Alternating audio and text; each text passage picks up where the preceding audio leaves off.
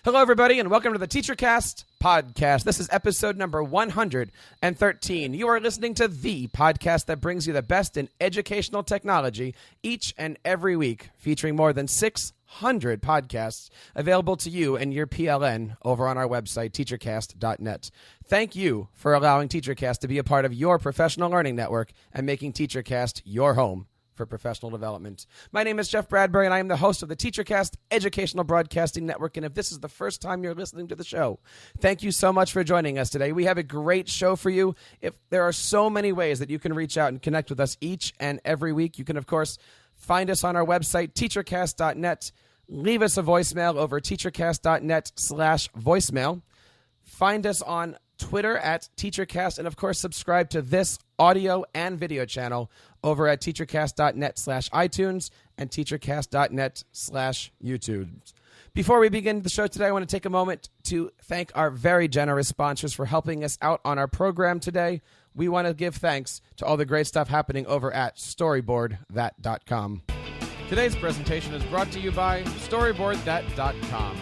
Storyboard That is the leading storyboard creator for classrooms of all grades and subject areas. Storyboard That provides a simple, drag-and-drop experience with thousands of well-designed artwork to quickly create great-looking storyboards. This lets students really focus on what they want to say and unleash their creativity. With tons of pre-made teacher guides, Storyboard That gives lots of examples for common core-aligned activities like breaking apart Shakespeare, practicing vocabulary, or conjugating verbs for language class. Sign up for free at StoryboardThat.com or check out teachercast.net/StoryboardThat to take advantage of our 25% discount when you sign up for an educator account. Once again, that's teachercast.net/StoryboardThat. And, of course, we want to thank our friends over at StoryboardThat.com for supporting the TeacherCast Podcasting Network for more than a year. And I can't tell you enough how easy it is for teachers everywhere to create amazing projects with Storyboard That for their students of all grades and subject areas. Check them out today and take advantage of our discount program during this holiday season. For the past several weeks, the Tech Educator podcast, live on Sunday nights on TeacherCast.tv, has been discussing the Hour of Code, a push to encourage students, not only students, but teachers as well, of all grades and subject areas, to take 1 hour out of their teaching week and dedicate it to the subject of coding. I hope you take, of course, some time to check out those great shows over at our website, techeducatorpodcast.com.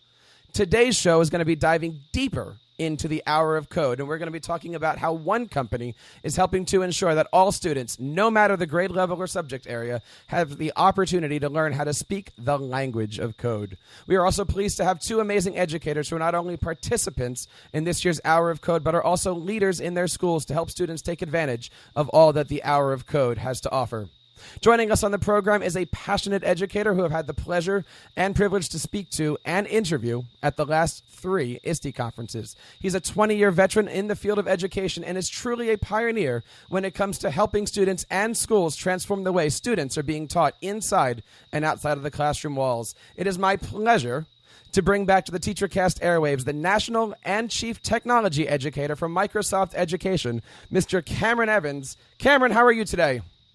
Doing great, Jeff. How are you doing today? I am doing amazing. Welcome back to the TeacherCast Educational Broadcasting Network. It is so nice to see you, my friend. How are things? It's a pleasure.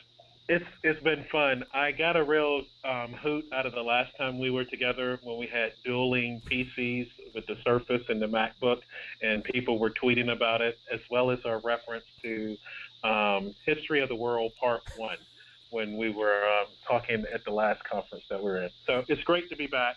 I'm happy to talk to teachers today about the things that are going on at Microsoft, the things that we see happening in the Hour of Code. Because, right now, when you think about computer science and the opportunity that it unlocks for students, the opportunity that it unlocks for teachers, this is a transformational time. And I know we hear that word a lot, of transformation, but as we look at every industry under the globe, everything is becoming digitized, automated, programmed, robots, etc. This new Internet of Things. And it's just a great time for students to start thinking about what skills do they need to be successful, not only in the 21st century, but in the 21st and a half century, when they'll be mostly living the rest of their lives. So I'm looking forward to the conversation. We have a lot of stuff to do. I'm telling you, I'm looking forward to having you come to ISTE this year. It's going to be in our backyard here in Philadelphia. We are so ready to have a great party this summer. I have cheesesteaks in Market Square already planned out for me, and a whole bunch of other delis that I need to get to. Excellent. We will definitely have to have the food tour when we're here. My next guest is an amazing educator from the state of Washington, where he has not only introduced his students to hackathons, but he is also helping his students create apps, real apps that are on the Windows platform, the Android platform, and the iOS platform. I want to introduce Mr. Michael Braun onto the program. Michael, how are you today? I'm doing great, Jeff, and you? I'm excited to be here. Thank you so much. Tell us a little bit about yourself. So yeah, I've been teaching in Seattle Public Schools for 3 years, teaching computer science, AP computer science, intro computer science with TEALS. Mm-hmm. So that's engineers coming into the classroom. And so we've been offering innovative education, and we've taken it a step further where we're educating our students to then be educating others. So peers teaching peers computer science. And so that. Talk to us a little bit about these app projects. Your students are making real apps that thousands of people are downloading. That is amazing.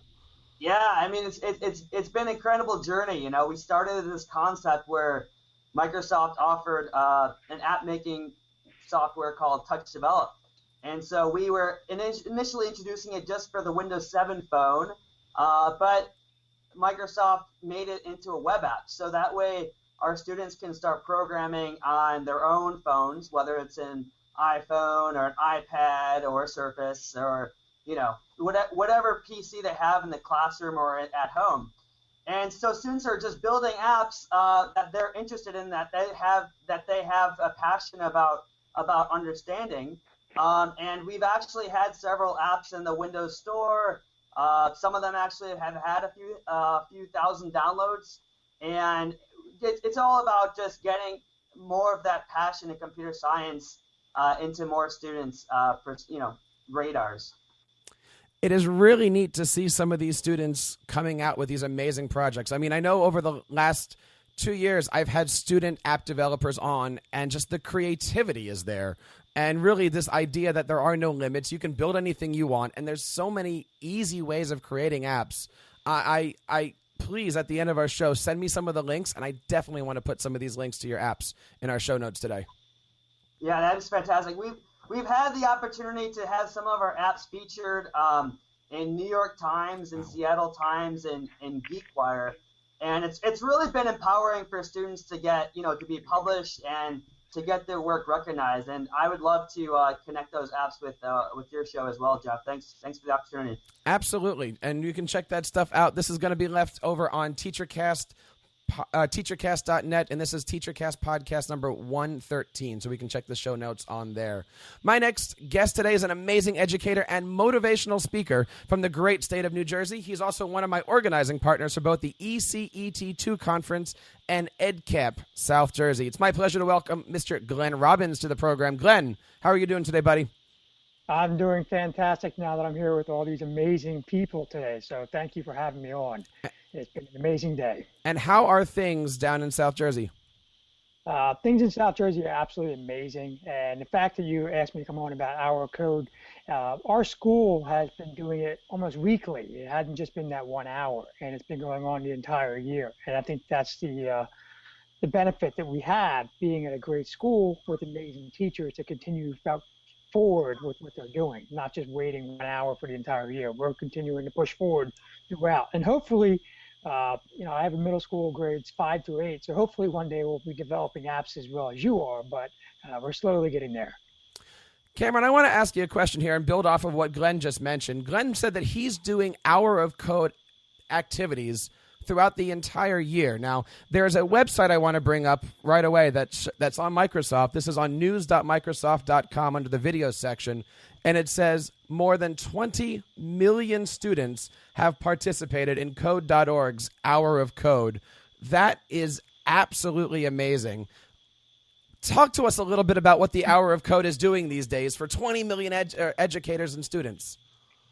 Well, when you think about the Hour of Code, one of the things that we want students to get excited about is really getting hooked on programming.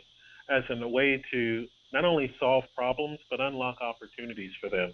And so we had our CEO, who is a programmer and engineer himself, actually go out to New York, and he visited some schools at the Laboratory for Finance and Technology, where we got a chance to talk to them about his journey and how he became interested in computer science and how that has created multiple opportunities for him at Microsoft. And now he's our new CEO, bringing a lot of the savviness that he has for problem solving, especially these rich, complex, wicked problems that we're trying to solve today, and how that applies into the world of work that he's doing. And he got a chance to just sit and look over the students and see what they're doing and how they're tackling problems and the conversations that they have with one another. Because when we start programming, we actually start collaborating in ways that we haven't thought about before.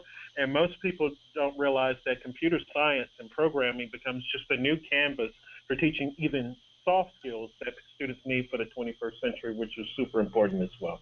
And there's so many easy ways to do this. I mean, I even remember 15 years ago when I was going through high school, and keep going. And you know, they taught us how to do a little formula, and then a turtle moved up the screen or made a left and made a right.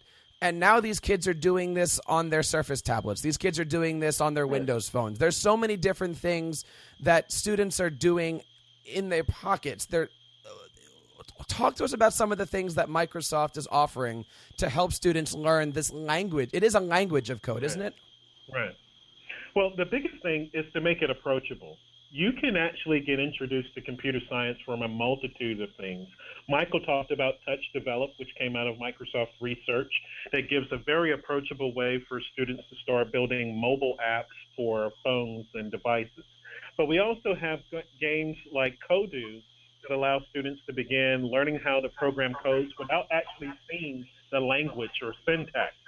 They learn the programming constructs, they learn logic and how if-then statements work in real time so that they can build a game. And even in those contexts, they're actually using things like CodeThere to help with English language arts so that students can build composition skills and learn how to build narrative and storytelling through their programming. We also have recently introduced Project Spark, which you may have seen on your Surface or you may have seen on your Xbox One. Spark is phenomenal.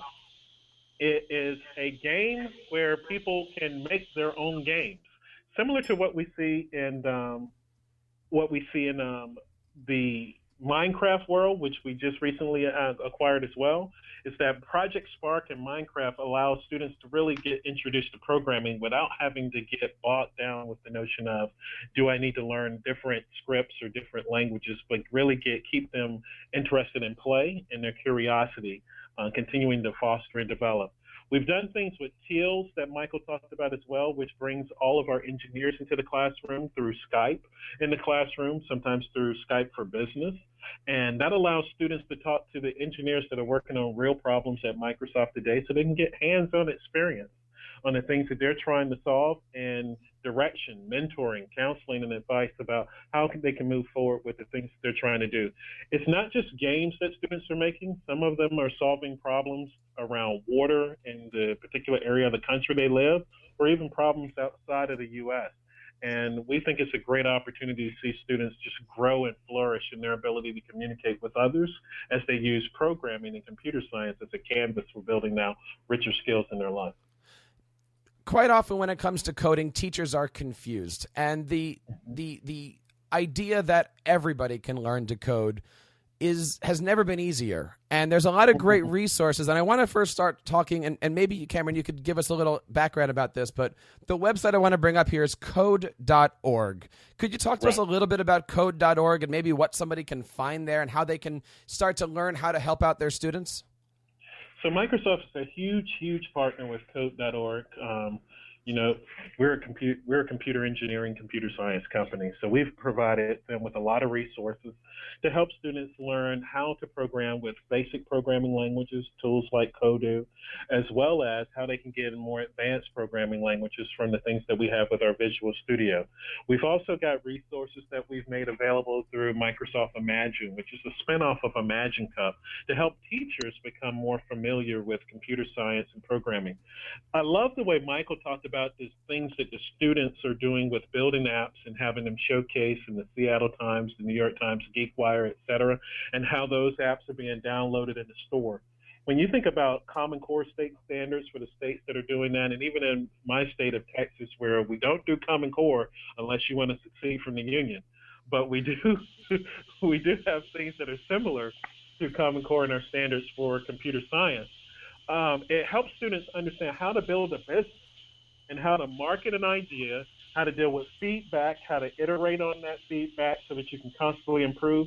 These are the types of skills that they need not only to be great employees and assets to their companies, but also the things that they need to be great entrepreneurs as well. And all of those things that they get exposed to when they go to code.org and Microsoft Imagine. Glenn, let me bring you in here as an administrator in a building that is going code. I don't even know if that's a right term to go.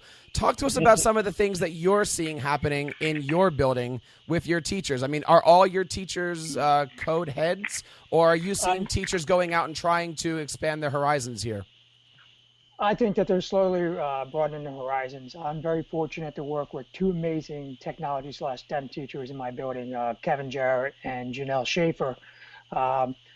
In Kevin's case, he works with the elementary students, and they basically put together a Minecraft program that you talked about earlier, Cameron, and the middle school students act as mentors. So it helps them out throughout the class period after school, and it is our most popular club by far.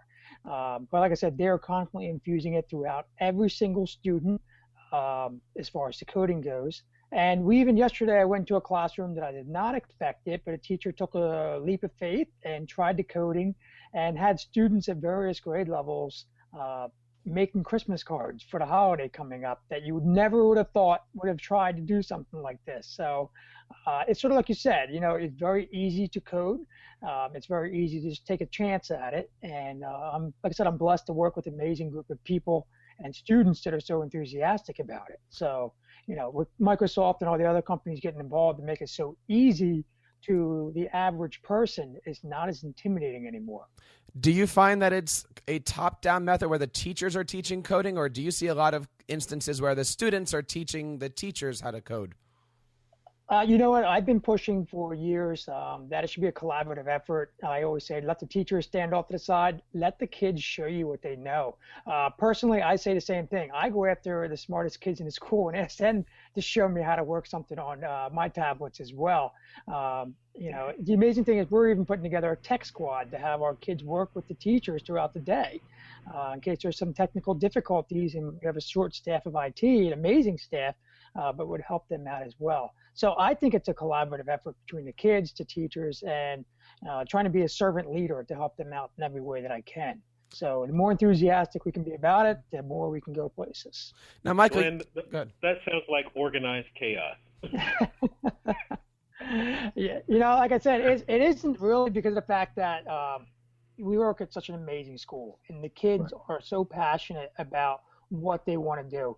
And we opened up with BYOD 2 years ago, and the children are coming in doing 10 times much as homework now that they didn't have to do because they wanted to show this project off that they made. That, you know, it took it to a whole nother level. So we gave them that freedom and autonomy, and now they're simply showing us how amazing they are, and they're pure geniuses. And like I said, the teachers have embraced that as well as I had to say, keep going, don't stop. And what grades are this, Glenn? I have grades 5 through. Say one more time, Glenn. You just K to 4. Okay. So, Glenn, say that one more time. We just cut off just a little bit. Grades 5 through. I have 5 through 8, and then I'm also blessed to have the Kevin Jarrett downstairs in the K to 4. So he builds the kids up, and then they come to us even stronger, and we can just continue to move forward. So that's a blessing that we have as far as to transition from one school to another. Let me bring Michael in here. Michael, you just recently led 700 students through these hour of code exercises. Is this stuff that takes a lot of planning time? Is this stuff that you can kind of whip up and say, here's a Surface tablet, go try this app out? Or what does it take to lead a program of this size? Let's get your mic unmuted there. I've been running these large hackathons for the last 3 years. And so at this point, it's almost a recipe that we're following for success. It didn't take much time out of my day except for organizing the high school to come over and mentor the middle school students, organizing the loan program with Microsoft Surfaces, and just, building out challenges for the students to keep, curious and creative. The rest of it was already, built out a few years ago, and we've just been leveraging that same model ever since. Cameron, let me put you on the spot here, because I've never done that before. No, you haven't. There's a word that means something to me, and there's a word that means something a little bit more. And the word that means something to me is STEM, STEM. Right. And then there's the word STEAM, which adds the A, which adds the arts, which as a music teacher, I sometimes feel like I'm on the outside and I'm going, hey, all my friends are having fun here and they're doing all this great coding and robotic stuff. Where do I come in? How can I sell the product to my kids? How can the product sell itself to my classes? How do I fit into all of this? Where is Microsoft on the STEAM STEAM concept, which adds the arts into that? We're all over it. I mean, when I look at my own journey, one of the things that got me involved in computer science in the first place was that I was a musician. I was recording music, writing music, and I had a band that did not want to rehearse. They wanted to show up for the shows, but they did not want to rehearse. And I fired them and replaced them all with MIDI instruments and electronics. And besides, since I bought all the equipment, I figured I had the bill to pay American Express. They gave me the authority to fire everybody. And it was that journey of learning how to use computers in order to make music, to make it more effective for me to be smarter about the things that I do today in computer science. And it's still a massive orchestration of things. What we don't understand and what we need to get a bit bigger appreciation for is that all other humanities and arts are showing up in computer science more so today than ever before. Great design actually matters. People don't buy things because they just have utility and work well. They actually have to feel good. They want some type of emotional connection to it. And so whether it's the music in a video game, whether it's the art, or this very story that the game is trying to tell. Even in something as simple as Angry Birds, there's still a narrative about some pigs that stole some eggs that picked these birds off, and they're taking their revenge. Narrative is important, and it's become so important for the arts that just this past year, the Smithsonian had an entire exhibit that's touring the country right now called The Art of Video Games. Something that is core engineering, computer science, and computer graphics has now become something that is appreciated as an art because of the amount of narrative that we've seen develop since the days of Pac-Man and Donkey Kong to the things that we have today with Halo, Mass Effect, and so many other great titles that have become blockbusters and have spawned out entire new industries of their own as a result of this need for computer science to tell great stories or products to tell great stories. If you look at the things that are going on in robotics, today, we want robots to not only be able to function and keep people safe, but we're also looking at robotics that allow humans to interact in ways that are intuitive and also give them the ability to use inference from machine learning to predict what you need before you actually need it. You see this show up in products like Cortana, that if I have an appointment to be somewhere, she knows exactly where I am right now, and I'm saying she's a real person, that personification of a technology. She knows where I am, what the traffic patterns are from where I am to the location I need to get to, and can make an inference on how to get there. All of these things are a matter of design. Taste is involved, and we need students to appreciate the fact that no matter where they come into the spectrum for programming, all of those disciplines now show up in this new skill set, this new language of computer science. I'm going to need to ask for some help on that one, Cameron. I actually emailed Cortana asking her to be a guest on the show today, and she turned me down. You should have spoken to her directly. She doesn't do email. Oh, that's the... Okay, I understand. She reads my email, but she doesn't give me any response back for it. You know, I've been told for years it is always about the approach, isn't it? It is always about the approach. You know, and you should have told her you knew Master Chief. She would have hooked you up immediately. That's a college story for another podcast. I'm going to ask you a question on behalf of the teachers that are out here listening to this show. Perhaps they want to get involved. Perhaps one of Glenn's teachers, let's say, wants to get some guidance or some mastery lessons on this. I know that through your partnership with Code.org and Skype in the classroom, there's a ways for students and experts to meet each other. Can you talk a little bit about the partnership that you guys have with educators, getting some guest speakers to help do some education on the topic of coding?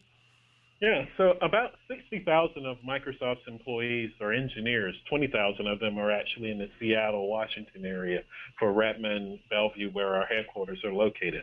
Those engineers, those testers, designers, developers, make themselves available for educators across the country in order to come into their classroom through Skype and actually sit and see what students are working on, line by line in the code, help them work through problems, give them advice and mentoring.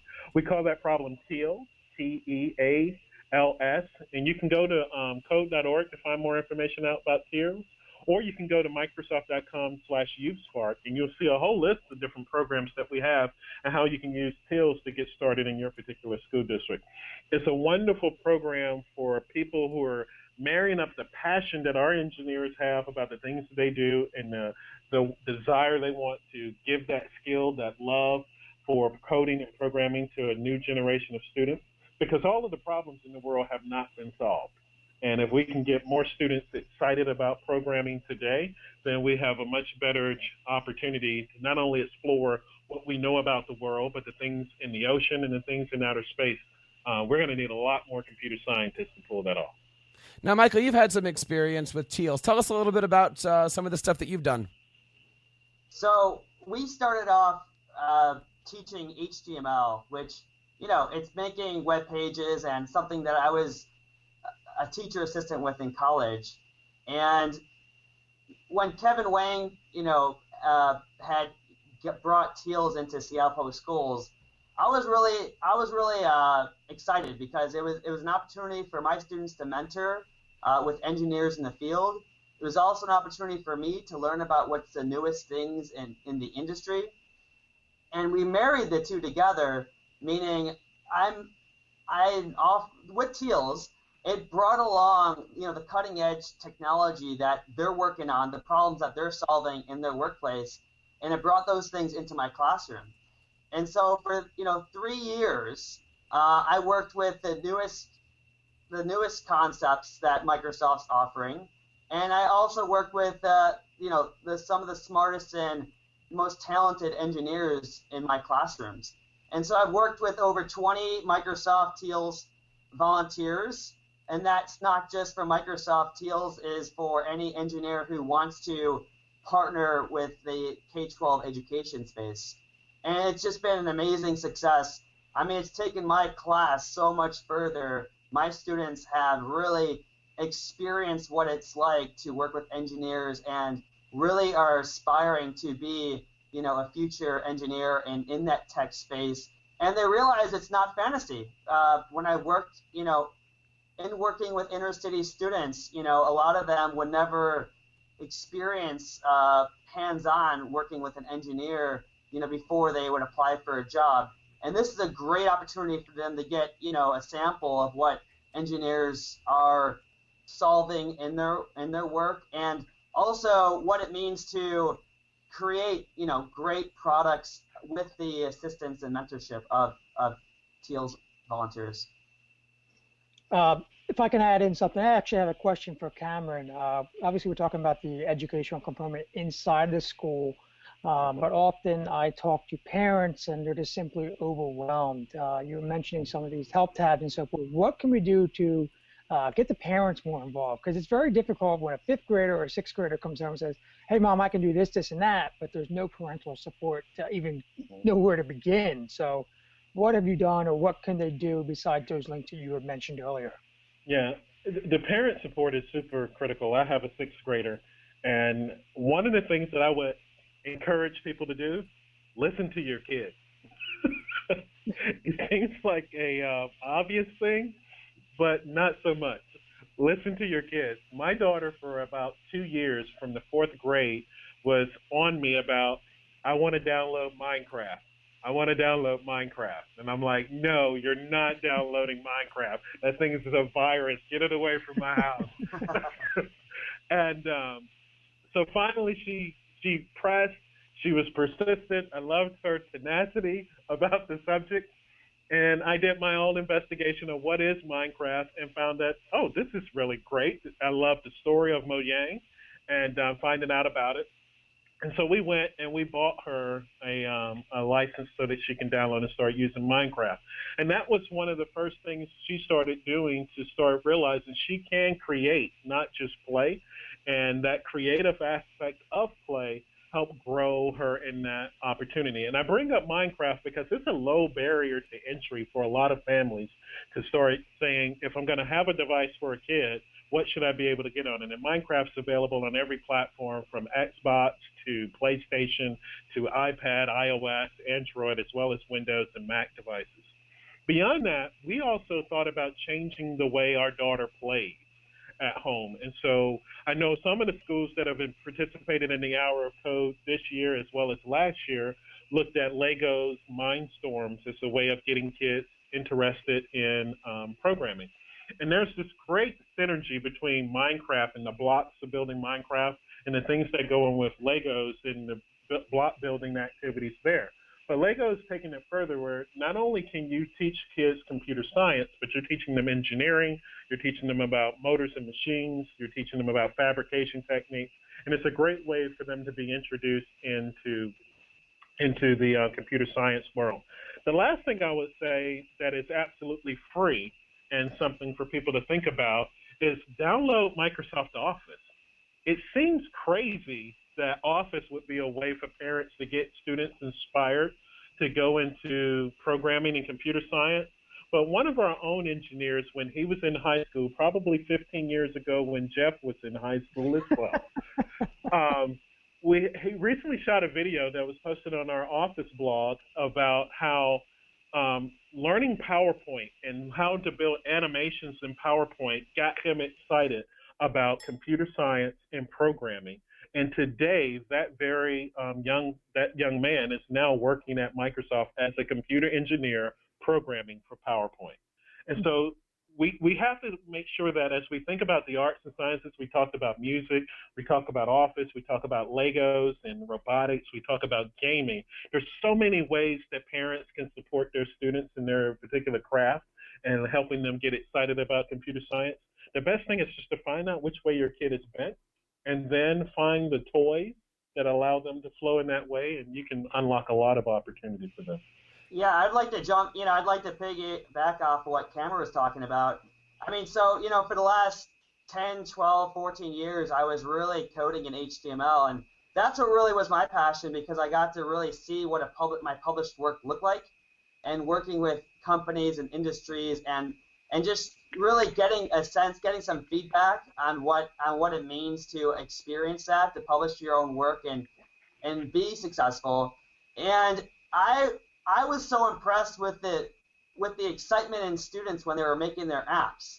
And that's why immediately when a Teals volunteer showed me Touch Develop, we immediately went to that platform in coding, because that was really what the students were.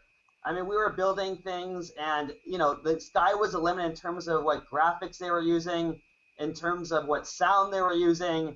It was a very playful language, which means they just knew the basics about for loops and if statements, and they could start building really amazing things. That was either their favorite game to download, or it was something that they had always thought about and wanted to solve some local problem.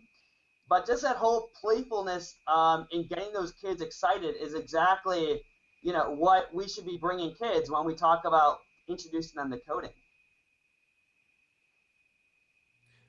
I think the one thing that's important to remember here, Cameron, as we kind of wrap up this portion here on Hour of Code is not too long ago, somebody decided to have his own Hour of Code project, and he was in his garage.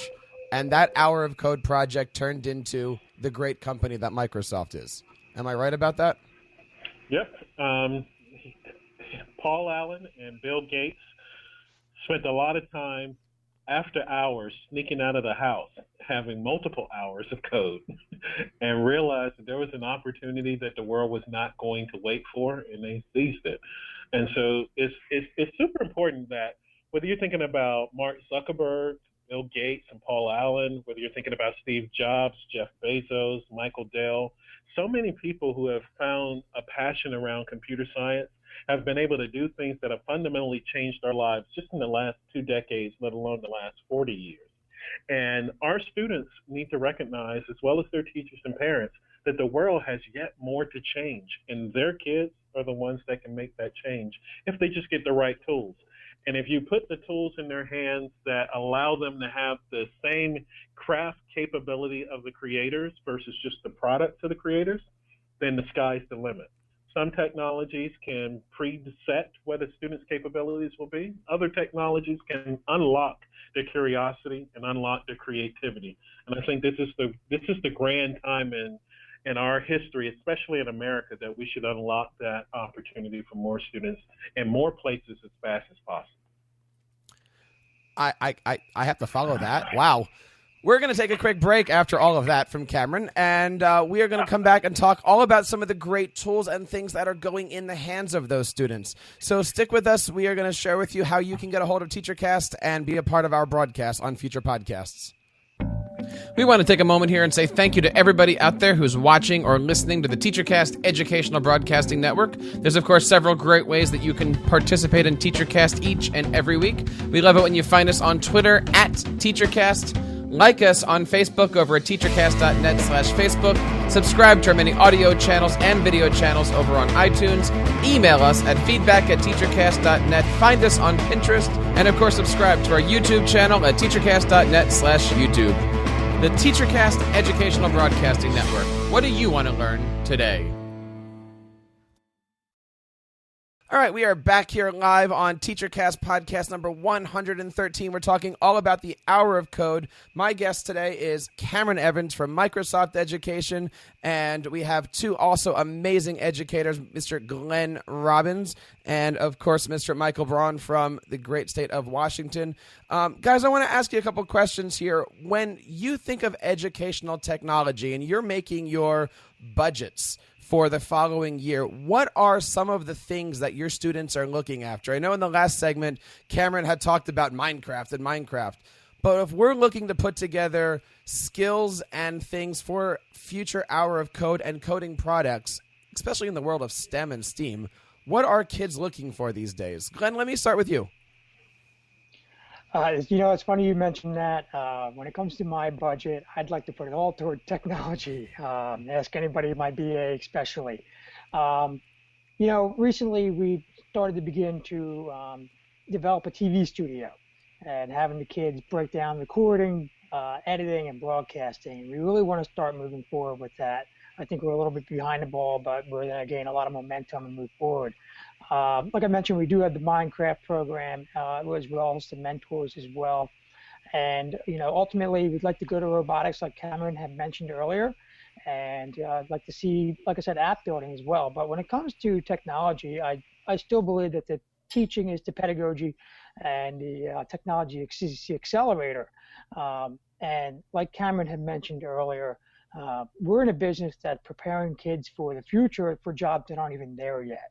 And Cameron, you hit the nail on the head. It's not what job do you want, it's what problem do you want to solve. And we have to continue to keep that creativity for the students. So anything we can do, teaching-wise, technology-wise, anything enhance that creativity and allow that to happen is what my ultimate goal is.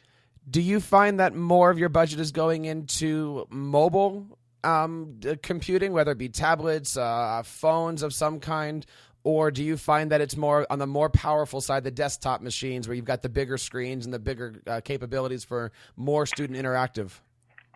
Right now we're rather blessed. We have the BYOD program where each student brings in their own devices. We have Chromebooks and so forth, but I'm a big proponent for the fact that I've never walked into a room where everybody had the same device, and as an adult, and I don't foresee it being a kid right now. And I love watching when a kid gets into an argument over which server is better, whether it's an Apple, an Android, or Microsoft, whatever it may be, they were bragging about it. So I like to give the freedom to them to choose so. But like I mentioned, we do have desktops in each classroom, about 4 in each classroom. We have Chromebooks for each hallway. Just recently picked up a Samsung Solve for Tomorrow contest winner for the state of New Jersey. So we picked up $20,000 in technology today, actually. It's going to go to the classroom as well. So anything I can get our kids hands on is my goal. And like I said, I'm not going to be the one that tells them they have to use a strict product. I want them to be able to pick what they want and what's most comfortable for them. Where do you see your kids going? You said that you've got a great program in the younger groups and you've got a great program going. What pathways are you trying to develop for your kids as they get up into those higher schools? I know in New Jersey, we're all talking about park tests and stuff like that and things you have to teach them, but where is your vision as that 5th through 8th or 9th grade principal? Where do you want to drop them off into high school? Actually, I'm trying to make more communication with the high school. I have a great person up the high school. The principal there does a great job. My ultimate goal is to have them better prepared when they get there. I want them job ready. I want them real world ready. Like I said, we have a phenomenal student base that the sky's the limit to them. So we're trying to reach out to the FAA right now. One of my STEM teachers, Janelle Schaefer, actually went over there and was blown away for about 8 hours of everything and anything that they're doing as far as asphalt, aerodynamics, fire safety, and so forth. So we're trying to link up with the FAA to have our students start going over there. For them, they actually just sent over a couple people to do an assembly for 4th graders at the elementary school. And we're just trying to reach out to anybody and everybody that's willing to help us. So Cameron, I'm going to be picking your brain for a little bit here too afterwards. So, but basically, it's basically giving everything and anything I can to my kids to move forward. I think Cameron can help you out with the FAA. Just tell them that your name is Master Chief. Michael, let me bring you in here. What kind of things are you using with your students? Are you mostly on the mobile applications or the desktops? Or let me even ask you, like, when you're making your apps, are you making them on a mobile platform or are you making them on a desktop platform? That's a tricky question. I want to see how Michael answers it, but come off of mute, Michael, because what is desktop and what is mobile is kind of up in the air these days. I think there's only one desktop operating system left, and it's not Windows. Yeah, just about 4 years ago, I wrote a grant, and we got 80 Windows 7 phones for our students, and so we saw an amazing progression in their amount of productivity. Just because it's something easy they can slide in their pocket and they can, whip out and start coding, anytime, anywhere. And so I'm a firm believer in giving them technology they can use anytime, anywhere. That being said, since then, we switched to Windows 8 phones because Touch Develop went to a web app. And, when our kids are learning AP, obviously they need a laptop because they're learning Java. But as much as possible, we try to give them as many different devices to give them exposure. So, I really love the Surface, obviously, because, it's both mobile and it's very light, it's very easy, and it has a touch screen. So when students are working, they can learn those transformative skills. And so, I really try to encourage students to learn at all different devices.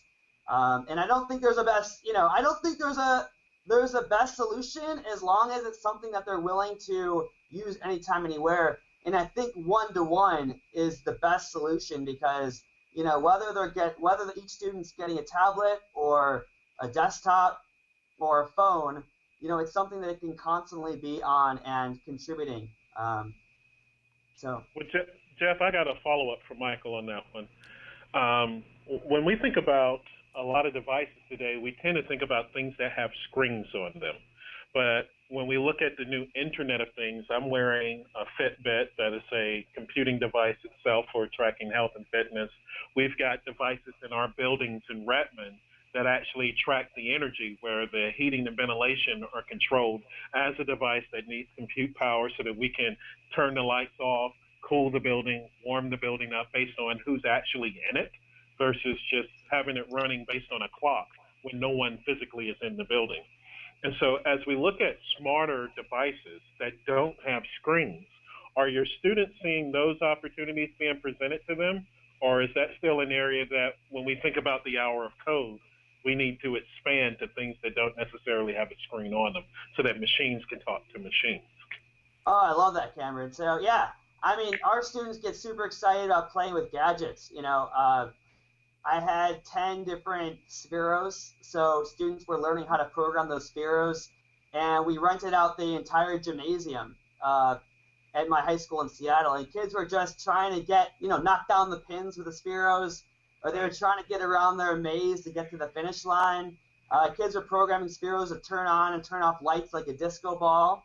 Mm-hmm. And so our kids light up with gadgets. We did a project with light sensors and water sensors with plants. So we partnered up with another STEM teacher, and we were giving them almost like free consulting advice on how that other part of the school can activate, how they can leverage their garden. Right. And that was all through the programming of devices. And I love that idea that you brought in that, Cameron, because it's much more than just the computational machines. It's what those machines can interact with. That's really where we're going. And that's where the kids get excited. It's nice to see that it doesn't matter the grade level, the subject area. Students are interactive. Students are being creative. And Cameron, I'm excited here because a few days ago, Microsoft actually launched a platform, if you will, to help bring students and those applications together. Talk to us a little bit about the brand new Microsoft Imagine. So Imagine has a lot of tools to help our teachers get up and running as well as our students with lessons that they can follow if they've never written a line of code before in their life, how they can get started with things like Project Cinia, how they can get started with Touch Develop, how they can move over into CodeThere Game Labs, which is a wonderful way to get started because you can use a Xbox controller to write all of your code. You don't even need a keyboard to do that. It runs on Windows devices as well as runs on your Xbox, and you can build games there as well. But it helps you grow into this larger context of coding where you can use more powerful programming languages like C# or Java, and then even doing things where you can write with games. I use the Unity 3D engine as well. It's a great platform for building the same games that you see on Xbox, the same games that you see on PlayStation or Nintendo Wii, and help students move from this world where they're thinking that everything is just going to be simply let me just write line after line after line to actually I can start bringing some of those art skills that you talked about earlier, Jeff, with things like the Unity engine that works right on Windows Phone and works as well on Windows devices and Xbox.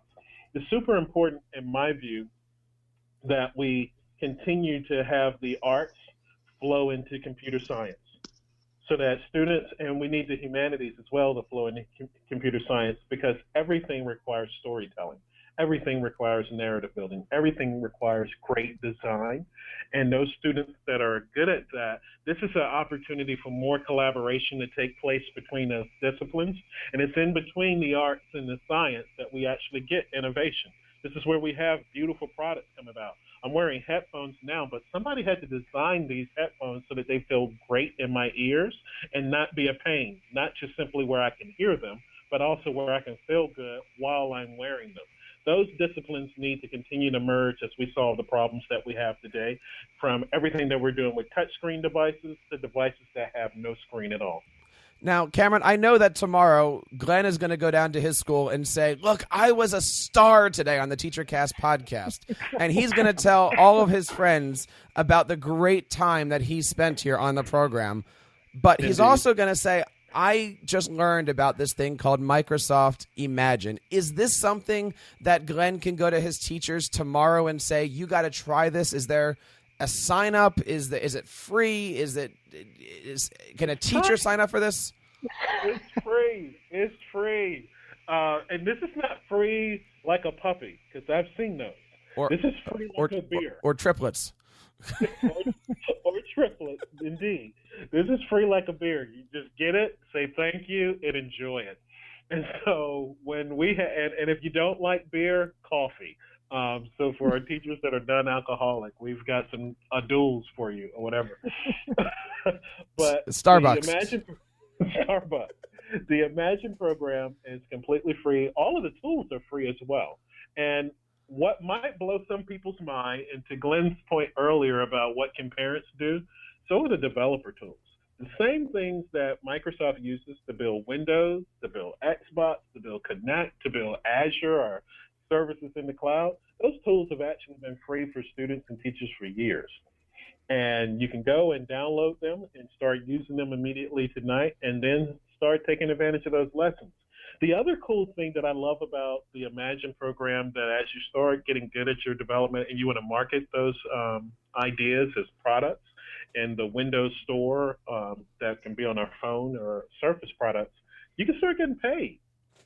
I mean, why find a summer job? Build an app. You know problems in your industry better than anyone else does, and you know what other teachers are needing.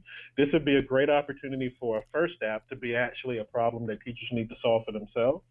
And for students, I've asked students for years, what could they do to make $50,000 a year?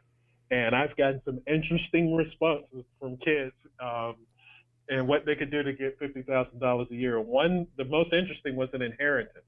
They were expecting someone to die in order for them to make $50,000 a year. So I wanted to give them an opportunity to think differently. And some of our large urban school districts, they have 50,000 kids in them. Wow. And they all have phones, whether they be Windows phones, Android phones, or iOS phones. We need our kids to understand there's a new digital marketplace, and these new digital mobile devices they have are not just for consumption, but with the right platform like Windows, they can actually start contributing to these marketplaces and have their ideas and their value and worth increase in a multitude of ways that they never imagined. And the story that they're going to tell when they go in for a job interview is going to be much richer, much better than just simply saying, I know how to program. They're going to be saying, this is what I'm actually shooting today. You know, Cameron, I wanted to piggyback off of that. I'm looking forward to checking out Imagine tonight and then possibly sending out to my staff tomorrow. But I love the fact that you threw in there that it is tied into English language arts, how the kids have to, it's almost like a foreign language in a way, and they're writing it out. And like you just mentioned, now they're going into a job interview, and they have to be able to provide, information as to where they started, where they got to.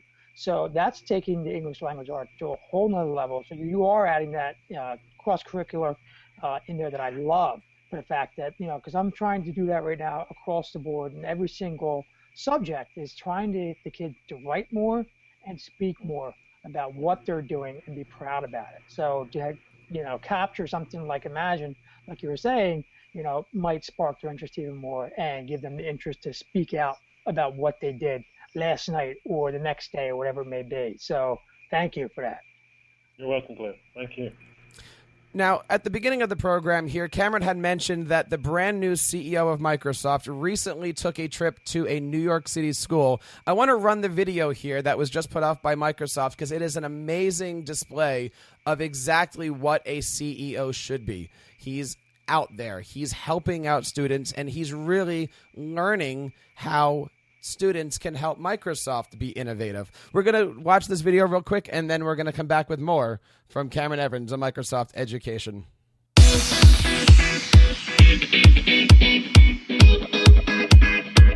The Hour of Code is this campaign to try to get students to take just 1 hour to understand computer science. I'm here today to visit the School of Finance and Technology in the Bronx, New York. It's fantastic to be here. A good coder is someone who is looking for information.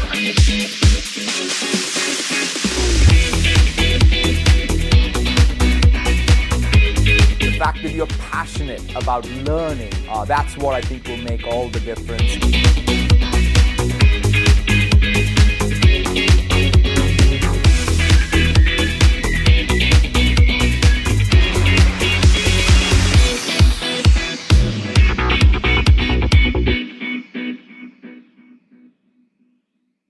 Cameron, that is absolutely an amazing video. The passion on those students, the smiles and the thirst for innovation, it really seems like that's all wrapped up in your brand new CEO. Talk to us a little bit about your new boss and tell us, how has this transition completely changed the way Microsoft looks at students, educators, and the whole educational world? Well, Satya has been a breath of fresh air from Microsoft, as you know. It's been fantastic. I've worked with Satya before he actually ascended to the CEO role. And when it comes to solving problems that we have in our business, as an engineer, he knows exactly what's wrong and how to solve those problems, and they get solved very quickly. As he's been able to grow our business, one of the things that is uniquely important to us from the education perspective about Satya is that he is a lifelong learner himself. We talk about lifelong, life-wide, life-deep learning across our entire business, and learning all up as we look at it from Microsoft is critically important to him, and as the new CEO is critically important to us. As we think about Microsoft's role in all the many partners that we have around the world, we need to be a great corporate citizen in helping grow the capacity of not only the U.S. but other nations so that they can support their own local software economy, much in the way we've been able to innovate for the past nearly 40 years as a company.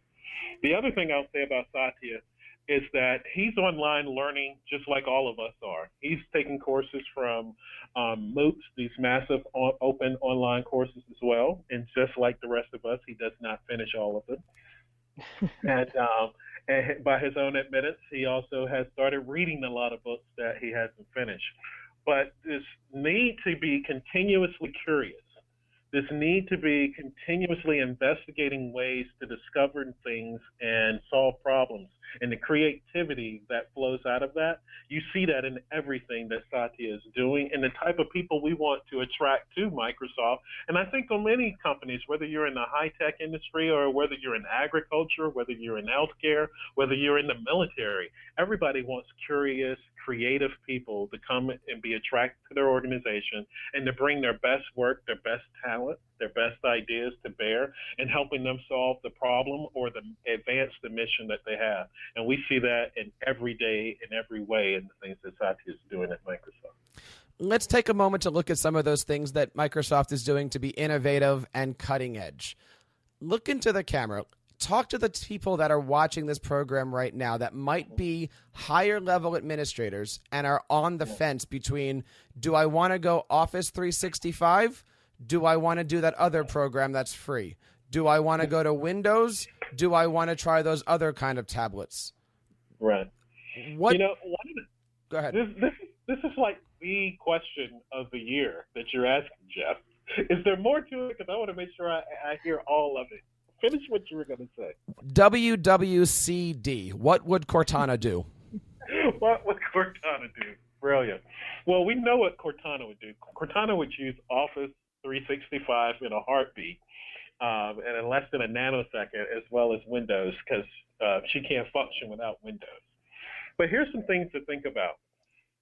From an educator perspective, educators don't ask me for more money, and nor do they ask me for more technology. They only ask me for one thing: more time, because it is the scarce resource in education with all the demands that we have from new standards being implemented across all of the states, new tests being implemented from across the states, and the requirement to take learning to the next level, especially as we integrate new technology into that learning. No one really has more time for that. And so we've got to make the scarce resource of attention and time we've got to make the most of that in helping teachers and educators be productive as we all make this transition. The thing that Office 365 does is it takes advantage of the time that teachers do have and the experiences that they're doing on a day-to-day basis. And so when you're creating a professional learning community that you want to get more than just the teachers in your hallway or the third grade teachers in your building on the same page, but you want to get all of the feeder schools to a middle school, or you want to get all of the schools across a district, or dare say all of the schools that teach third grade or fifth grade or geometry across a state on the same page, Office 365 enables you to do that and have information find you. I love it because it saves teachers time in ways that they haven't even imagined doing in the past. The other thing that's really new, we announced it in April. It's been growing. Michael can actually talk to it quite a bit because he's got a whole bunch of content that he's created himself for Office Mix. And Office Mix uses PowerPoint so that you can create rich, interactive lessons that include simulations as well as quizzes and things that students can answer so that they can do it online in any device. And one of the things that's super, super cool about Mix is that it saves teachers from asking the redundant question of who did the homework last night, because they know who did the homework last night because they have all of the data from who participated in that session. They know who tried to skip ahead and answer the questions and failed it, and who actually went through and learned the content in the time that it was required to before they tried to challenge any type of assessments that they put in. And when we think about Office Mix, people had nearly 35 years to learn PowerPoint. No new skill sets required. This is another one of those areas where it saves you time to really create rich, engaging content for your students. And I think Michael's got like 20 different mixes that he's created. He should be DJ Mike with the amount of mixes that he's created with it. Mike, do you have anything on Office Mix you want to add? Yeah, I mean, I flipped every PowerPoint into an Office Mix when I was teaching Touch Develop, that curriculum. I flipped, my IB business management course into Office Mix because, like Cameron was saying, I mean, I know exactly how many students, when I was doing Flip Classroom, how many students were watching the PowerPoint, how many students actually played the video. Were you just playing that video for 5 seconds, or did you watch the whole thing from front to end? And then I actually get, real-time responses. I could sort of see an assessment if the students actually know what's going on because I quiz them on it and I get, the results in analytics in the back end. And so it's been a very powerful tool that I offer on my website in the cloud. And I loved it for that sake. It saves me time, and knowing that I can tape record something, put it on the mix, and then it's all of a sudden it gives me back that feedback, gives me back the analytics, and it provides a lot of good content for me as a teacher, and also gives the students the power to look at it at their own pacing. The last thing I'll add, Jeff, is that Office 365 for students includes and teachers the ability for them to download Office for free and install it on up to 5 devices if their school district already has a license for Office included in their agreement with Microsoft. And that's a huge deal because Office at retail can cost anywhere from $99 to $400. And the reason that's important for students to know it's available for them to install on an iPad, Surface, a desktop, a Mac, etc., is that when we did research with IDC a year ago, they showed that the number one skill set that students needed for high-wage, high-growth jobs in the United States require oral and written communication skills. And when they looked at the tool sets that help facilitate the development of those skills, it was Microsoft Office, namely Word and PowerPoint. And so while there are so many other great tools out there that you can use to do presentations, and I love them all, and I use a variety of them myself, PowerPoint and Word is how people tell their narrative. It's how companies communicate internally. It's how governments communicate to citizens. It's how people publish documents and put them online, whether they're a blog or PDF or any other form of literary text. And so helping students get the tools that they need for those high-wage, high-growth jobs, and those tools are free like a non-alcoholic beer versus some type of pet that you have to keep and feed. It's a good deal. And there's so many other things that I would share with teachers, but most of the time I find that teachers don't know that these things are available to them already. They may already own them, and no one has just simply not told them that they have access to it. So I would give them those three: Office 365, Mix, and download your version of Office Pro Plus. You may create an engineer just from somebody creating an Excel spreadsheet. Now, you had also mentioned something earlier, and I think this is an interesting point to pick up on here. If you are an upper administrator and you only had a finite time for professional development and a very small professional development budget, and you really had to make use of the minutes, you had mentioned that Microsoft has moved away from 2 operating systems, and you're only running 1 operating system. Why is it important that Microsoft is running one single as opposed to the desktop version and the mobile version?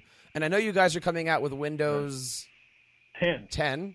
But why is it important for Microsoft to have that unilateral ecosystem that teachers have to learn, and why is that important? Well, one, I would say because people want to save money. People want to know that when they buy apps that they run anywhere that they have a device, because it's not the device that's mobile, it's you. It's me. It's our students. It's our teachers.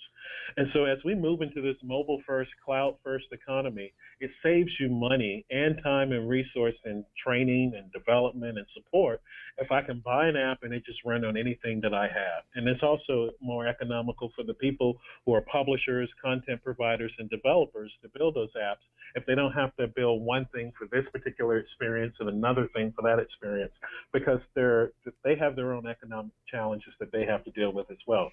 So all up, it's better both for the consumers and the content producers. The other notion. Go ahead, Michael. Yeah, I was going to say I love that, Cameron, because I've been teaching many years in the inner city, and so knowing that students can get Office 365 and do their homework, on different devices at their home computer, and they can get that updates in real time for their entire family while they're in K-12.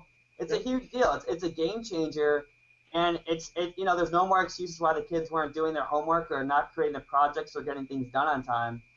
And and thanks, and Office 365 is absolutely free for teachers and students, and it makes those students able to be learning, anytime, anywhere. And so I really appreciate that Microsoft has made that available to teachers and students for free.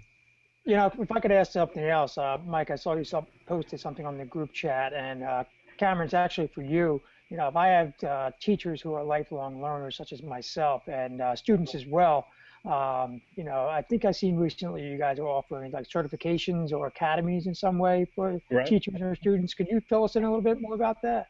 Yeah, so our Microsoft IT Academy is both available for teachers and students.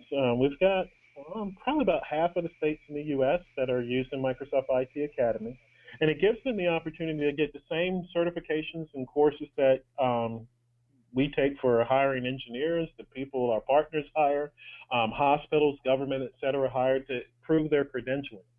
What's really fascinating, I get to talk to a lot of different audiences across the country, and everybody thinks because he's the CTO, he had this traditional education and somehow ended up at Microsoft because he was born with a silver spoon. Not so much. It actually took me 18 years to complete my undergraduate degree. That means I could have died and been born again in the time it took me to get a college degree. The only post-secondary credential that I had before coming to Microsoft was a Microsoft certification. These same certifications that are available through the IT Academy. And it was using that skill to build and get experiences and jobs and other opportunities in other places that fundamentally changed not only my life, but the life and trajectory for my family as well. And so to know that students can take these courses and challenge the exam and get certified, and their teachers can get certified, that means that they're going to graduate from high school and sometimes even enter high school if you're doing this at a middle school level with the skill sets they need to go into the workforce immediately. Because our students have double-digit unemployment from ages 16 to 24, and there are opportunities available. There are actually over 300,000 jobs today, if you go to Indeed.com, that require some type of Microsoft skill set. And so the IT Academy is a great enabler to make sure that both students and teachers can take those jobs that are vacant tonight versus jobs that may be there 20 years from now. We've got jobs that are available tonight across the country. We will definitely make sure, Cameron, that we can get some of those links, and we'll post those up on the show notes. Again, this is going to be over at teachercast.net/TCP for TeacherCast Podcast 113. Again, teachercast.net/TCP 113. We'll make sure we'll have all those links. Guys, it has been a great show. My Covenant alarm is going off right now, and I definitely want to make sure that we have you guys on again. Cameron, one more time, it was absolutely a pleasure to have you on. Michael, thank you for coming. I want to give you guys a chance to share where we can get a hold of you. Glenn, where can we find more information out about the great stuff happening down in South Jersey where you are? I'm currently down at the Northfield Community Middle School in southern New Jersey, Atlantic County. You can always link up with me on my Twitter at GlennR1809. That's GLENN R1809. Also on Voxer, you can check me out there, and Google Plus as well. So anyway, reach out to me. I'd love to talk to anybody. Excellent. Oh, before I let you go, when is Ed Camp South Jersey? We should give a couple plugs there. I think that's March 28th, and I think Cameron said he's coming. I'm not sure. I think he's bringing his whole family. I think it's going to be a little warm in Jersey by that time. I might be able to work that out. Because we've got innovative teachers there, and he's going to bring the whole... Never mind. Michael, talk to us a little bit about where we can find more information about what is going on in your part of the country. Yeah, so I'm teaching. Well, I'm actually an educational coach over in Federal Way Public Schools right now. And so you can find me on Twitter. My handle is Michael E. Braun, Braun.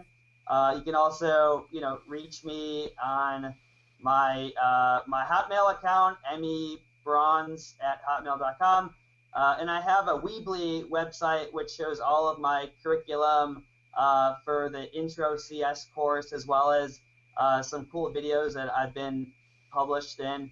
And so you can go to, I believe it's weebly.michaelebraun.com, but it's either weebly.michaelebraun.com or michaelebraun.weebly.com. So we will make sure we will make sure that we have that in the show notes. Are you suffering from social media fatigue? Do you feel that you have too many social networks? If you have a remedy for that, Cameron, I'd love to hear it. Mike, I know of a good personal assistant that can help you out. Yes, indeed. Cameron, thank you so much. It has been one more time a pleasure to have you on, and I've always said this since the time I first met you. You have absolutely been one of the few people I can have a communication with, an interview, or have a conversation with, and you allow me to challenge you on the questions. So once again, I thank you for being open here and bringing the best of Microsoft education on. Where can we find more great information about yourself and the great work happening over at Microsoft Education? Well, I have probably one of the shortest Twitter handles on the planet, Jeff. You can go to EduCTO for the Education CTO, and you'll find me on Twitter, and that gets you links to everything else that is in my universe. And also, if all else fails, just Bing Cameron Evans. You can get Bing in the classroom if that helps you do it better. But also go out to Microsoft.com WAC Education. We've got lots of updates and new things that we're offering all the time. There's new content. Programs are available for free, as well as new things for schools to start advancing their transformation in this mobile-first, cloud-first era at Microsoft.com/education. So that's it. And Thank you for having me, Jeff. Thank you. And for those of you who want to follow Microsoft on Twitter, it is Microsoft_EDU. And they have a great presence on Twitter there. You can see a lot of the photos and the videos that they've got going on with all the great student Hour of Code projects. Check that stuff out online. It is amazing, all the different resources out there that Microsoft has for helping out students. Cameron, one more time, thank you so much. And to the entire Microsoft educational family, By the way, out there, we are not done. We are going to be spending a lot of 2015 featuring the great stuff happening at Microsoft. We are planning to do some shows featuring OneNote. We're doing some shows featuring Office 365 and Windows. So there's a lot of great Microsoft stuff coming. If you are a Microsoft school or interested in being a part of the Microsoft family, stick with TeacherCast. We have a lot of stuff going on right now. So one more time, I want to say again, thank you so much for my guests for coming on today. Well, my friends, that wraps up the 113th episode of the TeacherCast podcast. I want to thank my friends Cameron Evans, Michael Braun, and Glenn Robbins for coming on the show and sharing their passions for student achievement with us today. We hope you have enjoyed today's show. Of course, there's several ways that you can connect with us each and every week on the TeacherCast Educational Broadcasting Network. You can find us on our website, teachercast.net. Leave us a voicemail at teachercast.net/voicemail. Email us at feedback@teachercast.net. Find us on Twitter @teachercast, or subscribe to our many audio and video channels over at teachercast.net/YouTube and teachercast.net/iTunes. And of course, you can find us on our favorite podcasting apps such as Stitcher, iHeartRadio, or the ever popular, almost approaching 100,000 downloads, the TeacherCast mobile app, which, by the way, is going to actually be updating in the next few weeks. My name is Jeff Bradbury. Thank you so much for allowing TeacherCast to be a part of your professional development, and I hope you take a moment to share TeacherCast with your PLN. Please join me each and every Sunday night on teachercast.tv for the Tech Educator Podcast live at 7 o'clock Eastern, 4 p.m. Pacific. And also at 8 o'clock, we bring you the 30-second podcast with our friend Brad Gustafson. Until next time, keep up the great work in your classrooms and continue sharing your passions with your students.